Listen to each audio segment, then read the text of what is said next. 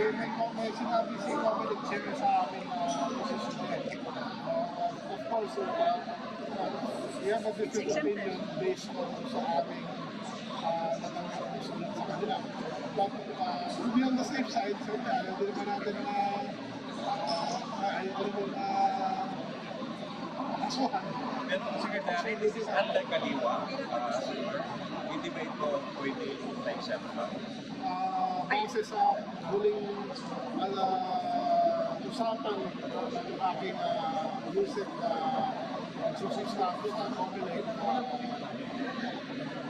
parang nasagot na nila, baka pwede after today, after election. After clamor po yung mga tao. May I just say something? Okay. Because I know na grabe yung clamor ng mga tao. Yes. I really read the exemption. Na-publish yun sa Philippine, sa Inquirer, na exempted ito 20 peso per kilo with certain provisions. First of all, it should be done in a public place. Second, of course, it is sold, it is not given. Iba yung ayuda na bibigay ka ng rice. Ito, bibili nila for 20 pesos. Pangatlo, it should not be done in the presence of political candidates. And I asked for a clarification from, and pang-apat, the LGU should get an exemption. Now, I asked for a clarification from Chairman George Garcia himself. And he said, those are the conditions, but since Cebu has an existing Subo Mercadong Barato, for which we did ask for an exemption, it's already an existing program. It's an ongoing program. Na we are selling the rice at mababa na hindi lang namin maabutan yung 20, ngayon pwede na. At saka we are also helping the farmers sell their own products, much like what is going on sa Kaliwa. In every town, in every city, in the entire province of Cebu, that is an ongoing program. And that is why I got it from the chairman who said na for the province of Cebu, pwede naman, this program can go on. Yung ibang governors, pwede naman din humingi ng exception. Because, ang hirap naman na eager na yung mga tao na bigyan 20 pesos per kilo. Especially yung, ano yung import eh. Kung dati-dati, bili sila ng 500, aabot nila ng 5 kilos, hindi nga. Eh ngayon, sa 200 nila, 10 kilos na.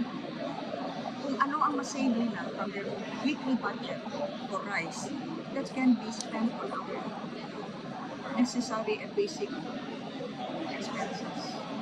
So, that is why I really dared to go.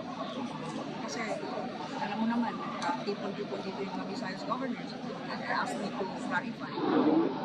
Because, let us not prolong the suffering of the Filipino people. They've been waiting for this for too long. And every day is precious to them. So, hindi ko lang kanina kasi mabilis at least for the province of Cebu, sa Subo Mercadong Barato, we can go on with an ongoing program. And other governors siguro could request for the exemption and directly to the office of Chairman Garcia. That's the very, very rare time that I dared to call. And hirap ba naman po ako ng chairman? Hirap talaga. But I said, please, this is about because I'm trying to speak out for millions of Filipinos that have been waiting for this. And that is going to at least improve their present situation. Ito magpadayong ako.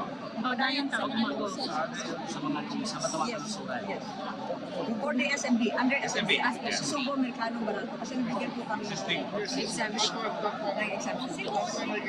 You recommend the same, would you recommend the same to the other provinces, Secretary?